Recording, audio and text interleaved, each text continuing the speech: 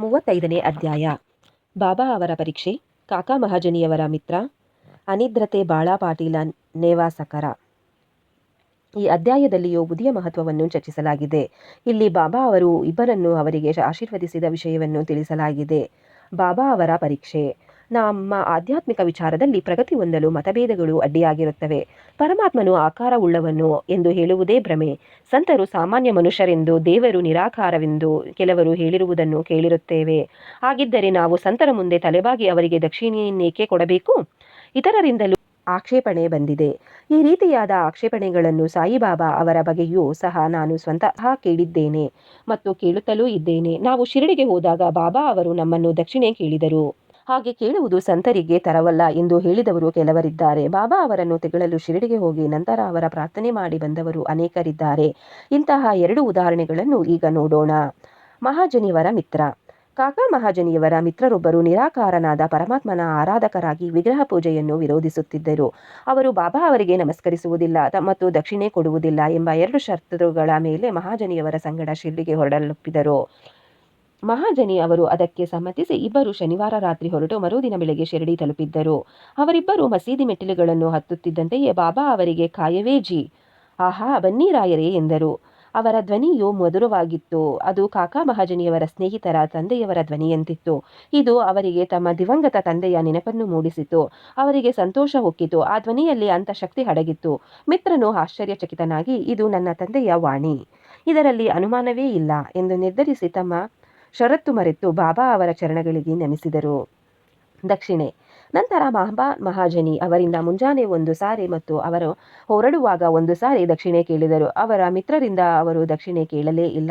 ಆಗ ಆ ಮಿತ್ರನು ಕಾಕಾ ಅವರಿಗೆ, ಬಾಬಾ ನಿಮ್ಮಿಂದಲೇ 2 ಸಾರಿ ದಕ್ಷಿಣೆ ಕೇಳಿದರು. ಅದಕ್ಕೆ ಕಾಕಾ ಬಾಬಾ ಅವರನ್ನು ನೀವೇ ಕೇಳಿ ಎಂದರು. ಆಗ ಬಾಬಾ ಅವರು, ಇದೇನು ಕಿವಿಮಾತು ಎಂದು ಕೇಳಲು ಮಿತ್ರನು, ನಾನು ದಕ್ಷಿಣೆ ಕೊಡಬೇಕೇ ಎಂದು ಕೇಳಿದನು. ಆಗ ಬಾಬಾ ಅವರು, ಅದನ್ನು ನಿನಗೆ ಕೊಡಲು ಮನಸ್ಸಿರಲಿಲ್ಲ, ಆದುದರಿಂದ ನಿನಗೆ ಕೇಳಲಿಲ್ಲ.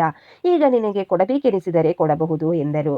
ಆಗ ಅವರಷ್ಟೇ ಅಂದರೆ 17 ರೂಪಾಯಿ ದಕ್ಷಿಣೆ ಕೊಟ್ಟನು. ಆಗ ಬಾಬಾ ಅವರು, ನನ್ನ ಮತ್ತು ನಿನ್ನ ಮಧ್ಯೆ ಇರುವ ಅದೃಶ್ಯ ಗೋಡೆಯನ್ನು ಕೆಡವಿ ಹಾಕು, ಆಗ ನಾವಿಬ್ಬರು ಪರಸ್ಪರ ಅರಿಯಬಹುದು ಎಂದು ಹೇಳಿ ಹೊರಡಲು ಅನುಮತಿ ನೀಡಿದರು. ಆಗ ಆಕಾಶವು ಮೋಡಗಳಿಂದ ಭಯಂಕರವಾಗಿ ಕಂಡರೂ ಸಹ ಬಾಬಾ ಅವರಿಗೆ ಸುಖ ಪ್ರಯಾಣ ಕೋರಿದರು. ಅವರು ಮುಂಬಯಿಗೆ ಬಂದು ತಮ್ಮ ಮನೆಯ ಬಾಗಿಲು ಕಿಟಕಿಗಳನ್ನು ತೆರೆದು ನೋಡಲಾಗಿ ಅಲ್ಲಿ 2 ಗುಬ್ಬಿಗಳು ಮೃತ ಹೊಂದಿ ಬಿದ್ದಿರುವುದನ್ನು ಕಂಡರು. 3ನೇ ಗುಬ್ಬಿ ಆಗ ತಾನೇ ಹಾರಿ ಹೋಯಿತು. ನಾವು ಕಿಟಕಿಗಳನ್ನು ಮುಚ್ಚಿ ಹೋಗದಿದ್ದರೆ ಎಲ್ಲಾ ಗುಬ್ಬಿಗಳು ಉಳಿಯುತ್ತಿದ್ದವು. ಅವುಗಳ ಹಣೆ ಬರಹ. ಆದರೆ 3ನೇಯದನ್ನು ರಕ್ಷಿಸಲು ಸಗವೇ ಬಾಬಾ ನಮ್ಮನ್ನು ಕಳುಹಿಸಿರಬಹುದು ಎಂದು ಅವರು ಭಾವಿಸಿದರು. ಮಹಾಜನಿಯವರ ಯಜಮಾನ.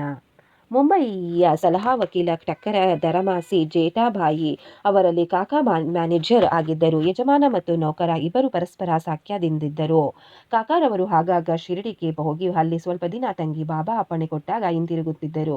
ಇದು ಟಕ್ಕರ ಧರಮಸಿ ಅವರಿಗೆ ತಿಳಿದಿತ್ತು. ಕುತೂಹಲದಿಂದ ಬಾಬಾ ಅವರನ್ನು ಪರೀಕ್ಷಿಸಲೊಸಗೆ ಟಕ್ಕರರು ಹೋಳಿ ರಜಾ ದಿನಗಳಲ್ಲಿ ಕಾಕಾ ಅವರೊಡನೆ ಶಿರಡಿಗೆ ಹೊರಡಬೇಕೆಂದು ನಿರ್ಧರಿಸಿದರು. ಕಾಕಾ ತಮ್ಮೊಡನೆ ಹಿಂತಿರುಗಿ ಬರುವುದು ಖಚಿತವಾಗಿರಲಿಲ್ಲವಾದ್ದರಿಂದ ಇನ್ನೊಬ್ಬನನ್ನು ಸಂಗಡ ಕರೆದುಕೊಂಡು ಮೂವರು ಶಿರಡಿಗೆ ಹೊರಟರು. ಕಾಕಾ ಜೊತೆಗೆ 2 ಸೇರು ದ್ರಾಕ್ಷಿ ತಂದಿದ್ದರು. ಶಿರಡಿಗೆ ಬಂದ ಮೇಲೆ ಎಲ್ಲರೂ ಬಾಬಾ ಅವರ ದರ್ಶನಕ್ಕೋಸ್ಕರ ಮಸೀದಿಗೆ ಹೋದರು. ಆಗ ಅಲ್ಲಿ ಬಾಬಾ ಸಾಹೇಬ ತಾರ್ಕಡ ಅವರು ಇದ್ದರು. ಟಕ್ಕರ ಅವರು ತಾರ್ಕಡರಿಗೆ ಇಲ್ಲಿಗೆ ಏಕೆ ಬಂದಿರಿ ಎಂದು ಕೇಳಲು ದರ್ಶನಕ್ಕೆ ಎಂದು ತಾರ್ಕಡ ಉತ್ತರವಿತ್ತರು. ಆಗ ಟಕ್ಕರ ಅವರು ಪುನಃ ಇಲ್ಲೇನಾದರೂ ಪವಾಡ ಜರುಗಿತೇ ಎಂದು ಕೇಳಿದರು. ಅದಕ್ಕೆ ಶ್ರೀ ತಾರ್ಕಡ ಅವರು, ಪವಾಡವನ್ನು ನೋಡುವುದು ತಮ್ಮ ಉದ್ದೇಶವಲ್ಲವೆಂದು ಹೇಳಿ ಇಲ್ಲಿ ಭಕ್ತರ ಬಯಕೆ ಈಡೇರುತ್ತದೆ ಎಂದರು. ಆಗ ಕಾಕಾ ಬಾಬಾ ಅವರಿಗೆ ನಮಸ್ಕರಿಸಿ ತಾವು ತಂದ ದ್ರಾಕ್ಷಿ ಅರ್ಪಿಸಿದರು.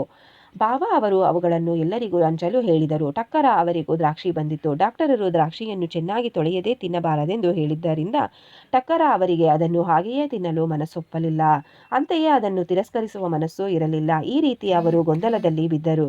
ಅನಿವಾರ್ಯವಾಗಿ ಅದನ್ನು ಬಾಯಿಯಲ್ಲಿ ಹಾಕಿಕೊಂಡರು. ಆದರೆ ಬೀಜಗಳನ್ನೇನು ಮಾಡಬೇಕೆಂದು ಗೊತ್ತಾಗಲಿಲ್ಲ. ಮಸೀದಿಯಲ್ಲಿ ಉಗುಳುವ ಹಾಗಿರಲಿಲ್ಲ. ಆದುದರಿಂದ ಮನಸ್ಸಿಲ್ಲದೆ ಅವರು ಬೀಜ ನುಂಗಿದ್ದರು. ಆಗ ಅವರು ಮನಸ್ಸಿನಲ್ಲಿ, ಬಾಬಾರವರು ನಿಜವಾದ ಯೋಗಿಗಳಾಗಿದ್ದರೆ ನನಗೆ ದ್ರಾಕ್ಷಿ ಇಷ್ಟವಿಲ್ಲವೆಂಬುದು ಅವರಿಗೆ ತಿಳಿಯದೇ ಇರುತ್ತಿತ್ತೇ? ನನ್ನ ಮೇಲೆ ಈ ಒತ್ತಾಯವೇಕೆ ಎಂದರು. ಈ ಯೋಚನೆ ಅವರ ಮನಸ್ಸಿನಲ್ಲಿ ಸುಳಿಯುತ್ತಿರುವಾಗಲೇ ಬಾಬಾ ಅವರಿಗೆ ಪುನಃ ಸ್ವಲ್ಪ ದ್ರಾಕ್ಷಿ ಕೊಟ್ಟರು. ಟಕ್ಕರ ಅವುಗಳನ್ನು ತಿನ್ನದೆ ಕೈಯಲ್ಲಿ ಸುಮ್ಮನೆ ಇಟ್ಟುಕೊಂಡರು. ಬಾಬಾ ತಿನ್ನಲು ಹೇಳಿದರು. ಆಗ ಅವುಗಳನ್ನು ಅನಿವಾರ್ಯವಾಗಿ ತಿಂದರು. ಈಗ ಅವುಗಳಲ್ಲಿ ಬೀಜವಿಲ್ಲದಿದ್ದನ್ನು ಕಂಡು ಆಶ್ಚರ್ಯಚಕಿತರಾದರು. ಅವರು ಪವಾಡ ನೋಡಲು ಅಪೇಕ್ಷಿಸಿದ್ದರಲ್ಲವೇ?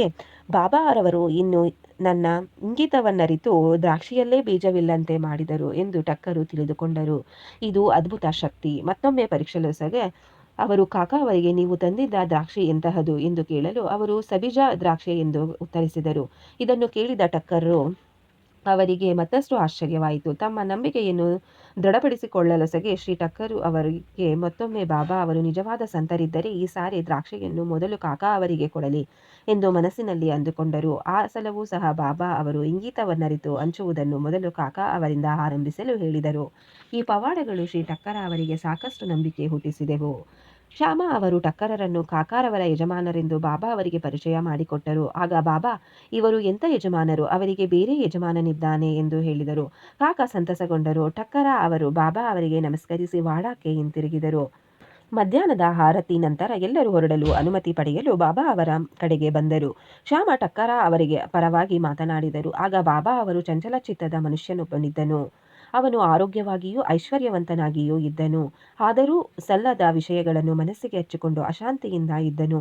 ಅವನ ಸ್ಥಿತಿಯನ್ನು ಕಂಡು ಕನಿಕರಪಟ್ಟು, ನಾನು ಅವನಿಗೆ, ನಿನ್ನ ಮನಸ್ಸನ್ನು ಒಂದು ಕಡೆ ನಿಶ್ಚಿತವಾಗಿ ಇಡು, ಈಗೇಕೆ ಚಂಚಲನಾಗಿರುವೆ, ಒಂದೇ ಸ್ಥಳವನ್ನು ನಂಬು ಎಂದು ಹೇಳಿದೆನು ಎಂದು ಉತ್ತರ ಕೊಟ್ಟರು.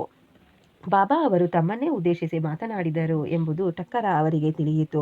ಅವರಿಗೆ ಕಾಕಾ ಅವರು ಸಹ ತಮ್ಮ ಜೊತೆಯಲ್ಲಿ ಹಿಂತಿರುಗಬೇಕೆಂದು ಮನಸ್ಸಿತ್ತು. ಬಾಬಾ ಟಕ್ಕರ ಜೊತೆಯಲ್ಲಿ ಹೊರಡಲು ಕಾಕಾ ಅವರಿಗೆ ಆಜ್ಞಾಪಿಸಿದರು.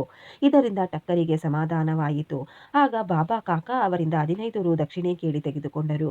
ನಂತರ ಕಾಕಾ ಅವರನ್ನು ಕುರಿತು, ನಾನು ಯಾರಿಂದಲಾದರೂ 1 ರೂಪಾಯಿ ದಕ್ಷಿಣೆ ತೆಗೆದುಕೊಂಡರೆ ಅದರ 10ರಷ್ಟು ಹಿಂತಿರುಗಿಸಬೇಕಾಗುತ್ತದೆ. ನಾನು ಉಚಿತವಾಗಿ ಏನನ್ನೂ ಪಡೆಯುವುದಿಲ್ಲ, ವಿವೇಚನೆ ಇಲ್ಲದೆ ಯಾರನ್ನೂ ಕೇಳುವುದಿಲ್ಲ. ನನ್ನ ಗುರುವು ಆಜ್ಞೆ ಮಾಡಿದವರಿಂದ ಮಾತ್ರ ದಕ್ಷಿಣೆ ಪಡೆಯುತ್ತೇನೆ. ನನ್ನ ಗುರುವಿಗೆ ಅವನು ಋಣಿಯಾಗಿದ್ದರೆ ಮಾತ್ರ ಅವನಿಂದ ದಕ್ಷಿಣೆ ಪಡೆಯುತ್ತೇನೆ. ದಾನಿಯು ಬೀಜ ಬಿತ್ತಿ ಮುಂದೆ ಸುಗ್ಗಿಯ ಪೈರನ್ನು ಪಡೆಯುತ್ತಾನೆ. ನೀವು ಪೂರ್ವಜನ್ಮದಲ್ಲಿ ಕೊಡದೇ ಇದ್ದರೆ ಈ ಜನ್ಮದಲ್ಲಿ ನಿಮಗೆ ಸಿಗಲಾರದು. ಆದುದರಿಂದ ತೆಗೆದುಕೊಳ್ಳಲು ಮುಖ್ಯ ಸಾಧನ ಕೊಡುವುದು. ದಕ್ಷಿಣೆಯನ್ನು ಕೊಡುವುದರಿಂದ ವೈರಾಗ್ಯವೂ ವೃದ್ಧಿಯಾಗುತ್ತದೆ. ಅದರಿಂದ ಭಕ್ತಿ ಮತ್ತು ಜ್ಞಾನ ದೊರೆಯುತ್ತವೆ. 1 ಕೊಟ್ಟು 10ರಷ್ಟು ಪಡೆಯಿರಿ ಎಂದು ಹೇಳಿದರು. ಇದನ್ನು ಕೇಳಿ ಟಕ್ಕರ ಅವರು ತಮ್ಮ ನಿರ್ಧಾರವನ್ನು ಬದಲಾಯಿಸಿ 15 ರು ದಕ್ಷಿಣೆ ಕೊಟ್ಟರು. ತಮ್ಮ ಅನುಮಾನಗಳ ಪರಿಹಾರವಾಗಿದ್ದದನ್ನು ಕಂಡು ಶಿರಡಿಗೆ ಬಂದಿದ್ದು ಒಳ್ಳೆಯದಾಯಿತು ಎಂದು ಸಮಾಧಾನಪಟ್ಟರು. ಎಲ್ಲಾ ಕಾರ್ಯವನ್ನು ಅವರೇ ಮಾಡುತ್ತಿದ್ದರೂ ಸಹ ಬಾಬಾ ವೈರಾಗ್ಯದಿಂದ ಇರುತ್ತಿದ್ದರು. ನಮಸ್ಕಾರ ಮಾಡಲಿ ಬಿಡಲಿ, ದಕ್ಷಿಣೆ ಕೊಡಲಿ ಬಿಡಲಿ, ಎಲ್ಲರೂ ಅವರ ದೃಷ್ಟಿಯಲ್ಲಿ ಒಂದೇ. ಯಾರನ್ನೂ ಅವರು ಅವಮಾನಪಡಿಸುತ್ತಿರಲಿಲ್ಲ ಅಥವಾ ತಮ್ಮನ್ನು ಪೂಜಿಸುತ್ತಿರುವರೆಂದು ಸಂತೋಷ ಪಡುತ್ತಿರಲಿಲ್ಲ. ಅನಿದ್ರತೆ.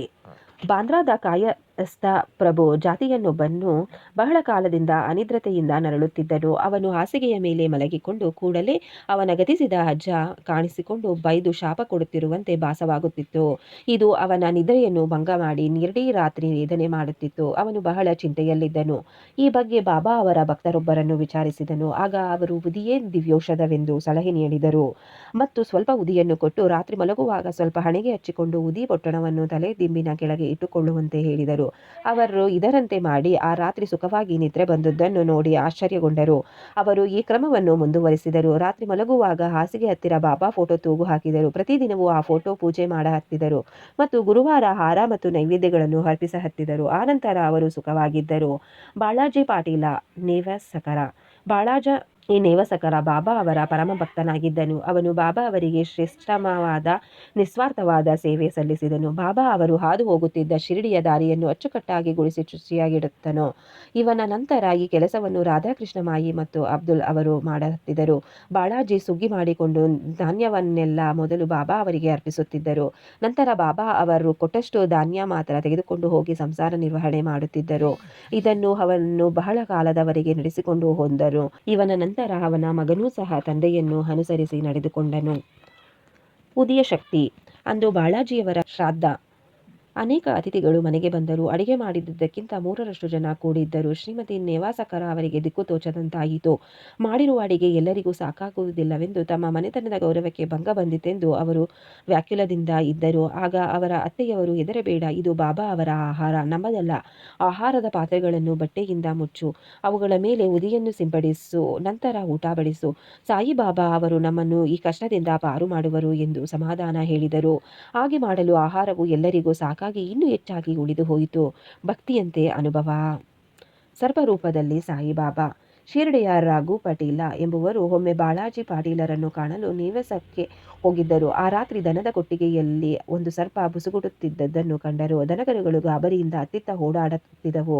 ಮನೆಯವರೆಲ್ಲ ಗಾಬರಿಯಾದರು. ಆದರೆ ಬಾಳಾಜಿಯವರು ಮಾತ್ರ ಸಾಯಿಬಾಬಾ ಅವರೇ ಸರ್ಪರೂಪದಲ್ಲಿ ಬಂದಿದ್ದಾರೆಂದು ಭಾವಿಸಿ ಒಂದು ಲೋಟ ಹಾಲನ್ನು ಮುಂದೆ ತಂದಿಟ್ಟು, ಬಾಬಾ, ಏಕೆ ಬುಸುಗುಡುತ್ತಾ ಸಪ್ಪಳ ಮಾಡುತ್ತಿರುವಿರಿ? ನೀವು ನಮ್ಮನ್ನು ಹೆದರಿಸುವಿರಾ? ಈ ಹಾಲನ್ನು ಶಾಂತಿಯಿಂದ ಕುಡಿಯಿರಿ ಎಂದು ಹೇಳಿ ಅಲ್ಲಿಯೇ ಕುಡಿತರು. ಅಲ್ಲಿದ್ದವರೆಲ್ಲರೂ ಭಯದಿಂದ ಏನೂ ಮಾಡಲು ತೋಚದೆ ಮೂಕರಂತೆ ನಿಂತಿದ್ದರು. ಸ್ವಲ್ಪ ಹೊತ್ತಿನ ಮೇಲೆ ಸರ್ಪವು ಹಾಲನ್ನು ಕುಡಿದು ಮಾಯವಾಯಿತು. ಎಲ್ಲಿಗೆ ಹೋಯಿತೆಂಬುದು ಯಾರಿಗೂ ತಿಳಿಯಲಿಲ್ಲ. ದನದ ಕೊಟ್ಟಿಗೆಯನ್ನೆಲ್ಲ ಹುಡುಕಿದರು, ಅದು ಸಿಗಲಿಲ್ಲ. ಬಾಳಾಜಿಯವರಿಗೆ 2 ಪತ್ನಿಯರು ಮತ್ತು ಕೆಲವು ಚಿಕ್ಕ ಮಕ್ಕಳು ಇದ್ದರು. ಅವರು ನೇವಾಸದಿಂದ ಬಾಬಾ ಅವರ ದರ್ಶನಕ್ಕೋಸ್ಕರ ಶಿರಡಿಗೆ ಆಗಾಗ ನಡೆದು ಬರುತ್ತಿದ್ದರು. ಅವರಿಗೆ ಬಾಬಾ ಅವರು ಸೀರೆ ಕುಪ್ಪಸಗಳನ್ನು ಕೊಂಡು ತಂದು ಅವುಗಳನ್ನು ಕೊಟ್ಟು ಆಶೀರ್ವದಿಸುತ್ತಿದ್ದರು. ಶ್ರೀ ಸಾಯಿ ಪ್ರಣಾಮ. ಈ ಅಧ್ಯಾಯವನ್ನು ಕೇಳಿದ ನಿಮ್ಮೆಲ್ಲರಿಗೂ ಶ್ರೀ ಸಾಯಿ ಬಾಬಾ ಒಳ್ಳೆಯದನ್ನು ಮಾಡಲಿ. ಶ್ರೀ ಸಾಯಿ ಪ್ರಣಾಮ.